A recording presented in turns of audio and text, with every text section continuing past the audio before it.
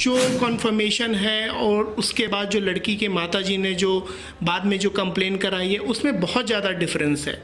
आपने पहले भी इस चीज़ का जवाब दिया था, क्या अभी भी आप उसी बात पे अडिग हैं? जहाँ तक हाथरस का मामला है, ये बिल्कुल कॉन्स्पिरेसी थी, पूरी तरह से ये एक साजिश थी कि किस तरह से, जिस तरह सीए के टाइम में दंगा को भड़काया गया तो पूरी यूपी को भी जलाने की का प्रयास किया जा रहा था, जो कि असफल। इस पूरे दंगे की साजिश पहले हिंदू मुसलमान करके भड़काया गया लोगों को, धर्म के आधार पे भड़काया गया लोगों को।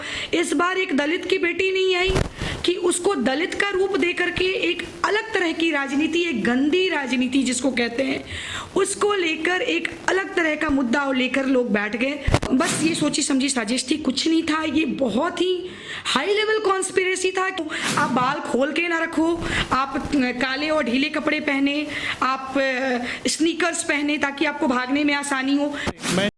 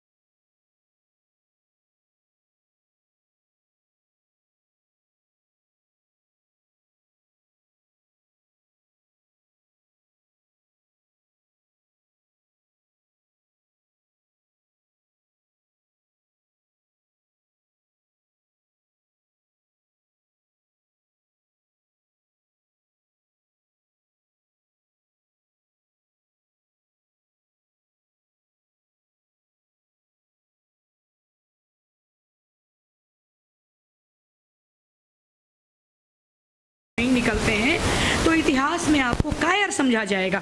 तो इस तरह से हिंदू और मुस्लिम की राजनीति करके तो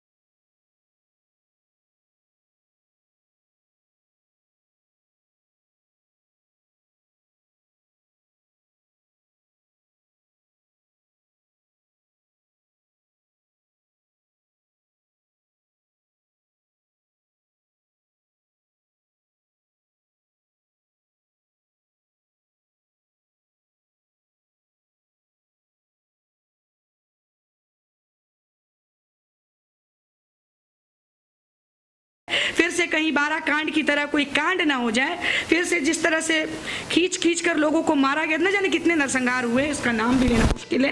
तो चीज़ों का डर सबके जहन में था, कहीं से भी हम लोग खुद को सुरक्षित, और कितने डॉक्टर्स को अगवा किया जाता था, हम लोग भी चैन की सांस नहीं ले सकते थे। आज मैं प्रैक्टिस में आई हूँ, उस वक्त पढ़ाई कर रही थी, लेकिन मैंने देखा है और किस तरह से व्यवसायी वर्ग के लोगों को अगवा किया जाता था, फिरौतियाँ मांगी जाती थी, डॉक्टर्स को अगवा किया जाता था। पूरी तरह से विफल और जंगल राज की सरकार थी। तो चीज़ें तो बदली हैं। तो कैसे कहते हैं 500 वर्षों से राम मंदिर का मुद्दा अटका हुआ था, तो लोगों की जो धार्मिक आस्था थी वो कितनी आहत होती थी। मैम, लेकिन ये जो धार्मिक आस्था है और आया हुआ है, जो फैसला आया है, ये तो सुप्रीम कोर्ट की तरफ से आया है, इसमें आप सरकार को कैसे बीच में सम्मिलित कर सकते हैं? ये फैसला कुछ दिन पहले भी आ सकता था। वही लोग थे कि बोलते थे कि मंदिर वहीं बनाएंगे, तारीख नहीं बताएंगे, लेकिन हम लोगों ने कहा मंदिर भी वहीं बनाएंगे और तारीख भी बताएंगे, और शिलान्यास भी हुआ और आज मंदिर निर्माण का कार्य भी हो रहा है। तो ये कहीं ना कहीं हमारे माननीय प्रधानमंत्री, यशस्वी प्रधानमंत्री के कर कलमों के द्वारा ये होना था, ये लिखा हुआ था और आज ये हुआ। और इतने वर्षों से धारा 370 क्यों नहीं इसके पहले इसके ऊपर कोई बात हुई? 3 तलाक के ऊपर क्यों नहीं इसके पहले कोई बात हुई? पहले बस कागजों में और मैनिफेस्टो में करती थी, लेकिन आज बातें धरातल पर आ रही हैं। इससे कोई इनकार नहीं कर सकता, ना मैं कर सकती हूँ ना आप। हम लोग आज अब लगता है कि सच में स्वतंत्रता की सांस हम लोग ले रहे हैं। एक सवाल और शायद ये अंतिम सवाल हो। मैम, हमारे प्रधानमंत्री जी बोलते हैं कि आत्मनिर्भर भारत बनाए, तो क्या आपको एक समुदाय है जो ऐसा सोच रहा है कि अब सरकार कुछ नहीं करेगी, अब जो करेंगे वो हमें स्वयं करना होगा, ऐसा कुछ है मैम? कौन सा समुदाय के बारे में बात कर रहे हैं आप? अगर आप देखें जो सवाल को उठा रहे हैं कि आज क्या कहते हैं बहुत सारे लोग जॉबलेस हो गए हैं, जॉब अपॉर्चुनिटीज़ कम हो गई हैं, और जहाँ तक मेरा पर्सनल क्वेश्चन है मैम, वो इसी मामले को लेकर है कि क्या रोज़गार के लिए सरकार इस चीज़ पे ध्यान दे रही है? अरे आत्मनिर्भर भारत के विरोध में जो लोग खड़े हैं, ऐसा नहीं है। चीज़ें हर दिन सुधरती जा रही हैं। पहले तो जो 60 वर्षों में जिस तरह से हमारे भारत को गर्त में ले गए लोग, अंग्रेज़ों से आज़ादी मिल गई, लेकिन सो कॉल्ड नामदारों से आज़ादी अभी तक नहीं मिली थी हमारे देश को, और वो आज़ादी 2014 के बाद हमें मिली है। और धीरे धीरे चीज़ों को सुधारने में इस